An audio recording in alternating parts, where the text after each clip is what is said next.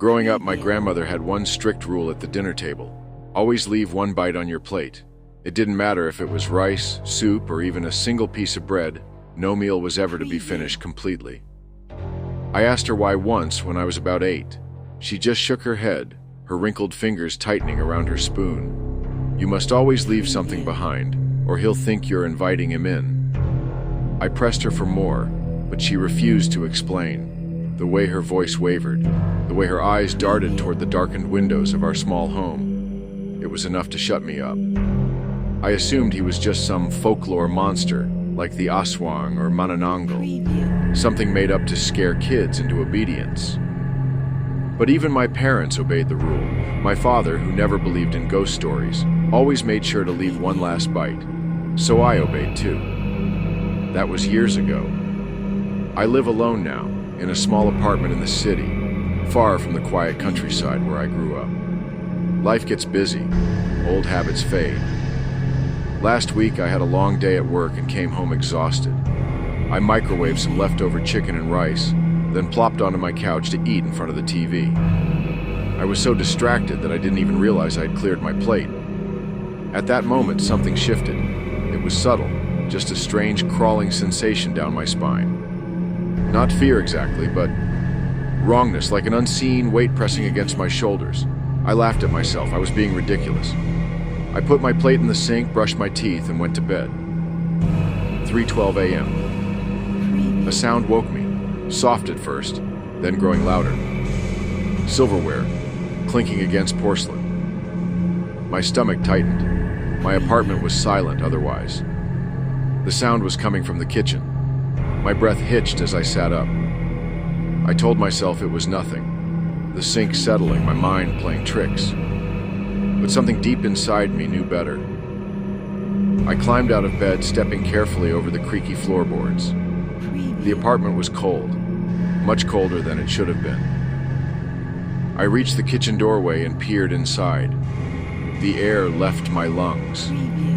My plate was on the counter, the same one I had emptied hours ago, and sitting in the very center was a single bite of food. I hadn't put it there. A chill ran down my spine. I turned to check the front door, but it was still locked. The windows too. My apartment was empty.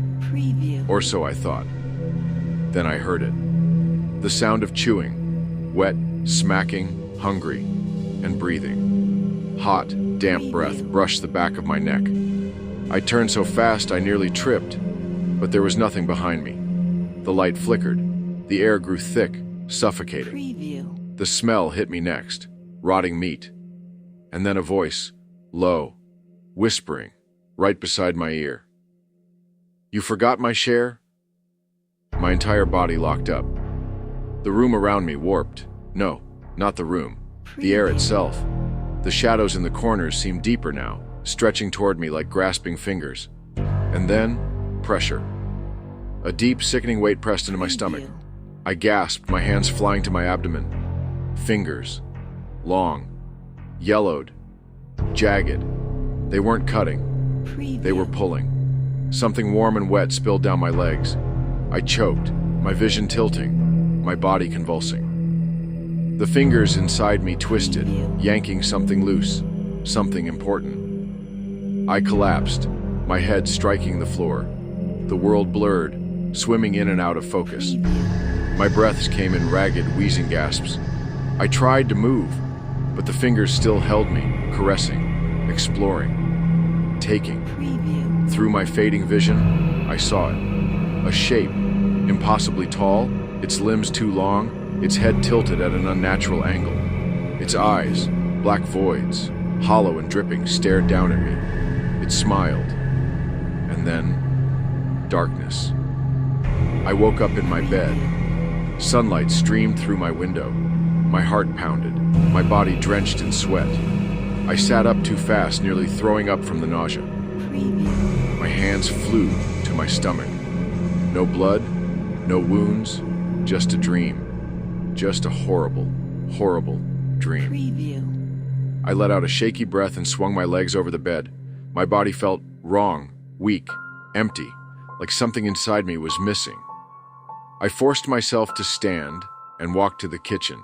Maybe some water would help. Maybe... I froze. My plate was still on the counter, and on it, sitting neatly in the center, a single bite of food. The apartment filled with a sound, a horrible, wet chuckle. And behind me, a whisper, so close I felt the breath in my ear. You should have left me more.